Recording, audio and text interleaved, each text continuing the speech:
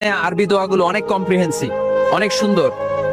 আপনি বাংলায় 1000টা বাক্য বললেও আল্লাহর শিখানো একটা বাক্য দিয়ে যদি দোয়া করেন, এর চেয়ে শ্রেষ্ঠ বাক্য হতে পারে? দেখেন কত কম্প্রিহেন্সিভ। আল্লাহ শিখাই দিলেন, পড়ো রব্বানা আতিনা ফিদ দুনিয়া হাসানা ওয়া ফিল আখিরাতি হাসানা ওয়া কিনা আযাবান নার। আল্লাহ, তুমি দুনিয়ার সব কল্যাণ আমারে দাও, আখিরাতের সব কল্যাণ আমারে দাও, আগুনের শাস্তি থেকে আমারে বাঁচিয়ে দাও। পড়েন আমিন। তো আপনি দুনিয়ার সব কল্যাণ নিলেন, আখেরাতেরও নিলেন, গাছেরটাও খাইলেন, তলারটাও পুরাইলেন, রাখলেন কি? সবই তো চাইছেন। এই দোয়াটার মধ্যে দুনিয়ার কোন দোয়া বাকি আছে? কথা বলেন।